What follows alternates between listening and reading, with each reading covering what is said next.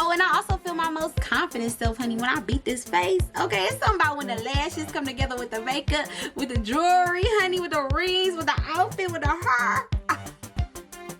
You can't tell me nothing.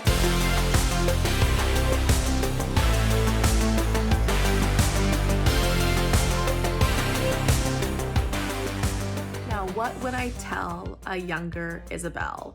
So, I think the first thing is, the best advice I can give her is to stop comparing yourself to everyone around you and all the people you see on media, because there is not a single person that you can idolize that looks like you.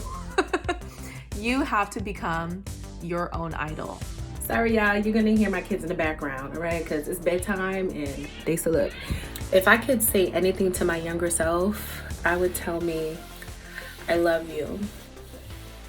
Everything is gonna be okay. God has given you this life for a reason. It isn't for no reason. It's not in vain. You have a purpose. You are destined for greatness. I would love myself a little more.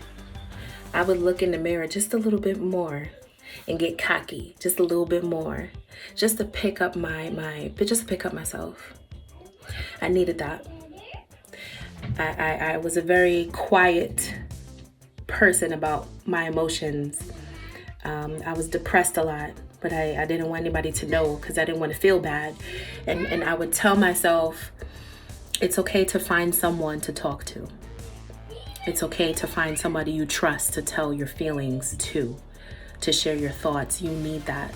My advice to my younger self would be to relax. All of the confusion, all of the pain, all of the turmoil will lead to such beauty, such generosity, such compassion, and such caring. Relax, little Jerry. You good, girl.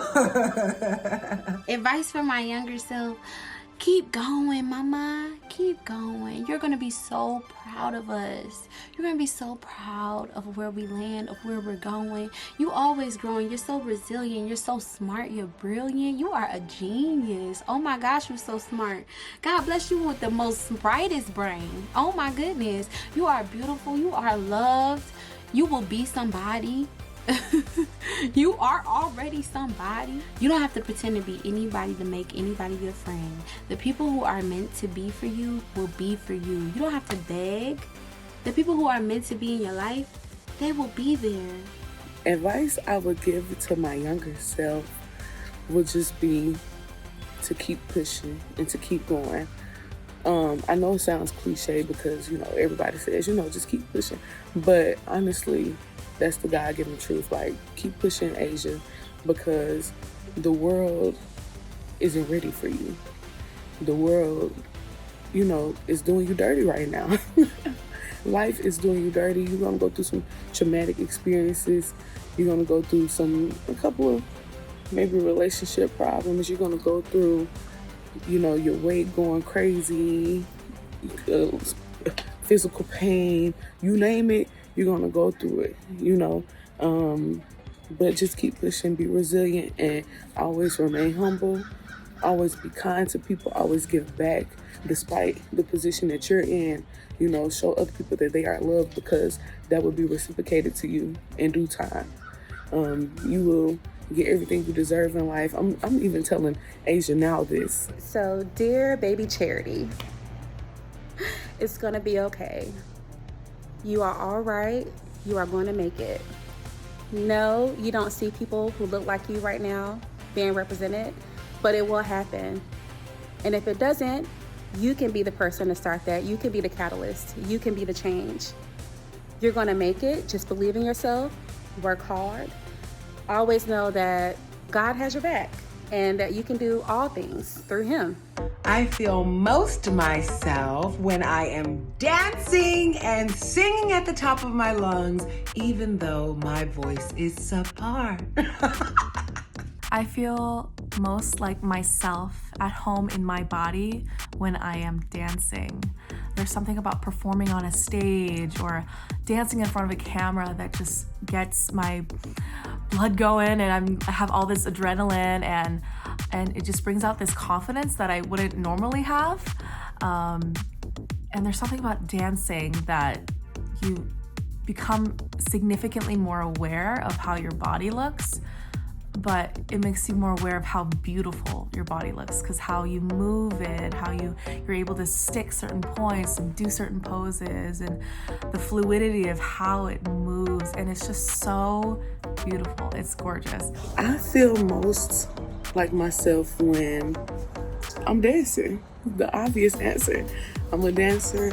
Dancing has really saved my life, you know, from watching my father get murdered, from, you know, battling homelessness, from just very traumatic experiences. Just watching that all just come into play, I really had to use dance as my escape route. I thank God for this gift because, like I said, it saved my life. So when I was stuck in the real world, in my real world, you know, all I had to do was turn on a nice tune, some good little music, and just really get into the vibes and just feel it. So yes, dancing definitely is where I feel like me. The times that I feel most like myself, I would say probably in two different moments. The first moment is when I'm shopping. Because when I'm shopping, it's not about spending that moolah. I'm literally like, I have a vision. So if today I'm shopping for decor, I have a vision and I need to fill in those puzzle pieces. I need to make sure that everything is complete. It's a self-care moment, you know? The second thing is when I'm in rehearsing, oh my God, it's just like, it's exercise. You know, you get that dopamine up, you know, you're releasing those endorphins. And for me, it just really makes me feel like I'm powerful. I feel most of myself when I am with my friends, with my bitches, honey, okay? Because my girls love me. My girls gonna let me be sarcastic. They gonna let me have a smart mouth. They gonna let me laugh. They gonna let me tell jokes. They gonna let me interrupt them. They gonna let me be crazy, wild, and free. And I love my friends for it because they love me. I feel the most at home and in my body when I am at home just butt naked, you know? I mean, there is no better moment than when I go home and take off all my clothes, including my bra, which hurts, and just like be me in the nude. Like, now I'm not gonna say that I'm a complete nudist and we'll go to a nude beach, but when I'm at home, that's my me time. That is, you know, my time to relax and just feel free and not care about whatever my body looks like, you know what I mean? So I'm not gonna lie, ladies, I like to be in a nude, and you should try it too if you haven't. For real though, okay? What is the best advice you've ever gotten from a woman? And I would say that the great Laura Hayes, another Oakland resident like myself, we both came from Oakland, told me one time, just shut the up and listen. You don't have to debate everybody, even when you know you're right. You don't have to argue everybody down, even when you know somebody's looking you in the face and telling you a lie. Just, you know, just go, okay, store that knowledge and use it later. You don't have to win to win. If I can remember something that one of my mentors has shared me that I would consider the best advice, it's so hard to choose, to be honest with you, because one of my mentors in particular, Miss DeVore, Carolyn DeVore, owner of DeVore Dance Center, where I trained for 21 years, she would take me in her office and she would read me to pieces. She would read me, but I would always take it in. But I do remember something in particular. You're not a doormat. Don't let people walk over you. If you were a doormat, you would have been born as one. And that really stuck with me. And that was important for me to hear. Because as a Black woman, you go into these spaces and you're already the oddball out, especially in the corporate world, which is where I used to be. And it's important for us to learn how to have our voice, but also not allow people to shut us down or for us to silence ourselves for fear that people would consider me to be loud or too proud and things like that. And so that statement reminded me that it's okay to find a way to speak up for myself that's appropriate. The best advice I've ever received from a woman is from one of my mom's friends. So it's an older lady. And what she tells me in my 20s, it seems to ring with me, is people are in your life for a reason and a season. And when their season is up, you have to let them go.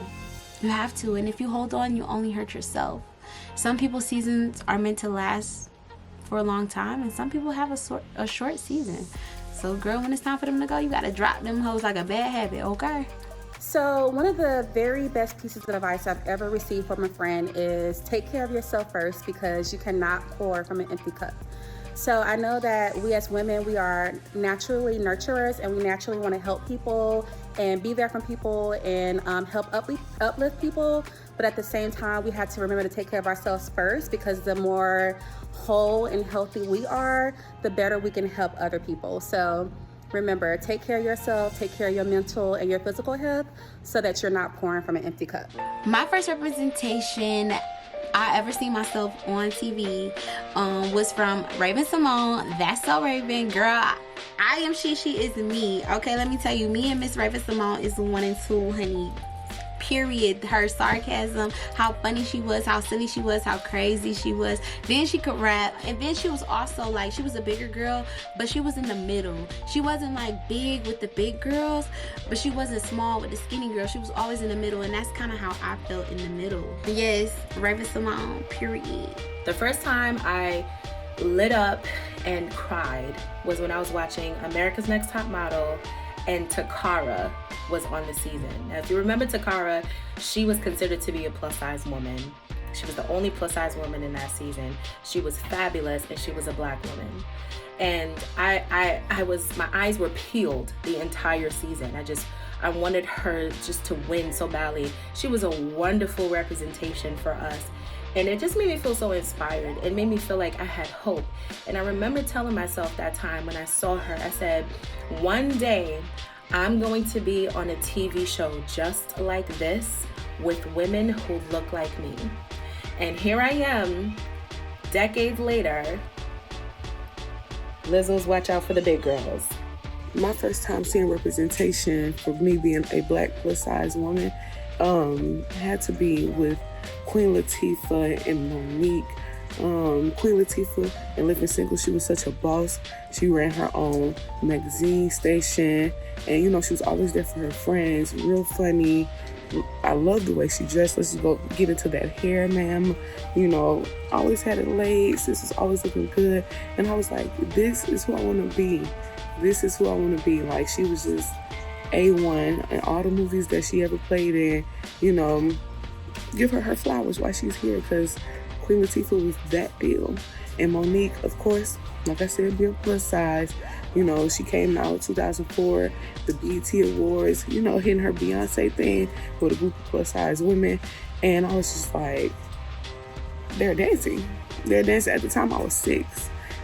So seeing them dance on stage and then watching the movie Fat Girls, and how she went and found love, it just gave me hope and inspiration. Like, okay, one day that could be me too, because of course, got bullied, picked on, boys and girls. It was just like, you fat, you this, that, and the third. And so I'm like, okay, I started to believe it. So being able to see that on TV and so many people giving her props and like really loving on her and stuff just really gave me the motivation, I guess, to push forward. So the first representation I saw of me on television was definitely Miss Monique, okay? Before her, I don't recall a lot of images of women in television and movies that were plus size, thicker, brown skinned women. So when Monique came out with Fat Girls, like, that was everything to me, because she was telling my story, like how, dating is for a plus size girl and how finding your self-confidence is for a plus size girl. So shout out to Monique for really being a pioneer when it comes to plus size representation in film and television. I just want you to remind yourself that there is going to be a light at the end of that tunnel. There's always going to be a light at the end of the tunnel, because you've been hard at work at this.